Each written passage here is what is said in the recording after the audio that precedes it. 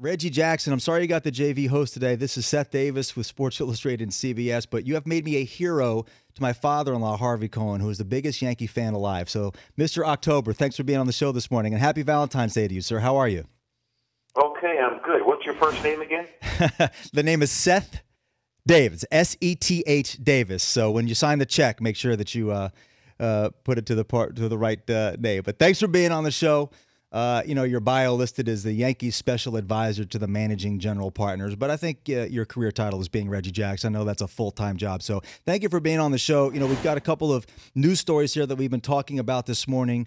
Reggie, I just like your thoughts on not necessarily the specifics of what happened with the Miami Dolphins, but obviously you've been in and around clubhouses your entire life. As I said, the clubhouse is not like other spheres of society. We all recognize it, but it seems pretty clear that at least in this instance, there was a lot of behavior there that was out of bounds. From what you know or have heard of that situation, do you think that is typical of the locker room, and do you think we need to do a better job bringing the locker room into the 21st century as far as what's said and done inside those walls?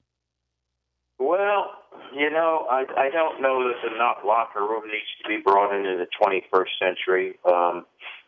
I don't think you hear of too many negatives when you talk about all of the rest of the locker rooms around sports. I mean, there's an average of 30 teams in all the majors, which gives you 120 with hockey, football, baseball, and basketball. In this particular instance, like people say that, sooner or later someone's going to be gay. Sooner, it's all around us. Sooner, there have been gay people all along, and somebody just happens to announce it, and the media now makes a big deal out of that. Is it a big deal? I guess so. But when you talk about what goes on in a clubhouse, should it change? There are the old school guys and the new school guys, and there's so many people that like the new school stuff. A lot of the new school stuff turns out to be a lot about me. I. It seems to me that the Lombardi way, the Belichick way, this is how you do it. I was with Joe Torre. He had a really relaxed style, but you did it the Yankee way. Look at Pat Riley. You don't see, with all the attention that's there on the Heat and LeBron, there's no clubhouse unrest. So somebody knows how to do it properly. And when you get a little bit off kilter, you start talking about race and religion, you got nowhere to go. You got no winner. And so when that kind of stuff comes up, and it goes on in clubhouses, there's still racial overtures, there's still racial overtones, and whether you're Jewish or Latin or whatever have you, if you're different, then there's going to be comments about it, etc. The levels of education are different with people. This is part of who we are. And with today's media, I don't know if I'd have survived with the cameras and the Twitter and Facebook, etc. I was in Arizona a few weeks ago and bought a car there, and the price of the car and what I paid went all over, and I was offended. I was bothered. I didn't want people to know. I lost some privacy. I thought it was an encroachment, but it's what the world is. The thing that went on in Miami went all the way up to ownership and then right through to the national media, et cetera.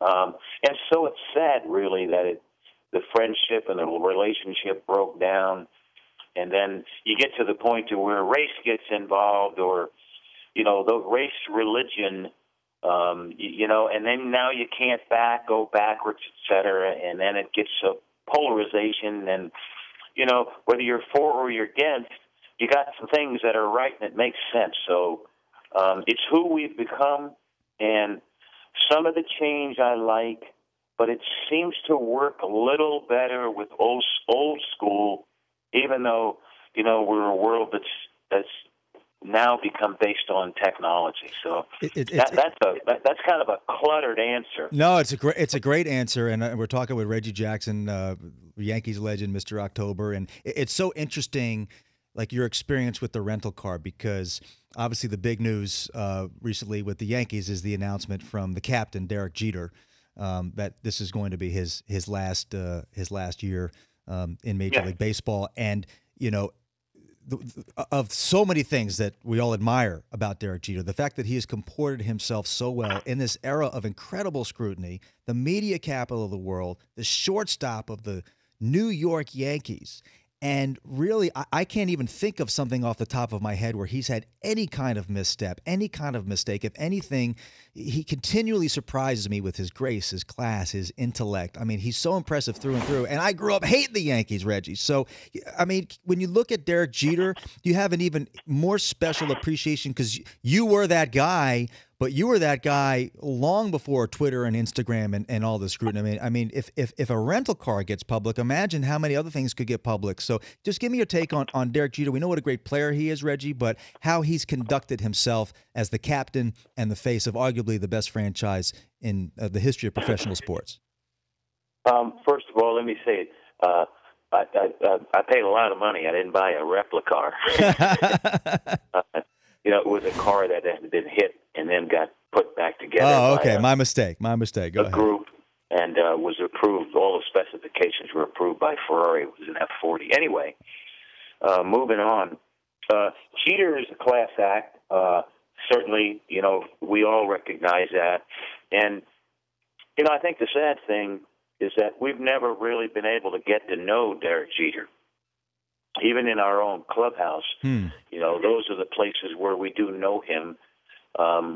In our clubhouse, it's different, because the family unity and the continuity is there. And, you had the people there like Pettit and Derek, George Posada, and Mariano that had continued that clubhouse to be what it is. Now Joe Girardi comes in and has the same, pretty close to a Joe Torre. The Steinbrenners have their way of doing things, and so the Yankees do their best to try to continue on.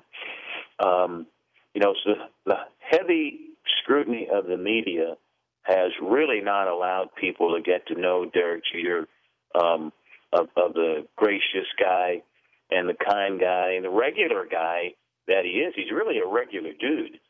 I heard a guy made a comment on him the other day about when he's on the bench.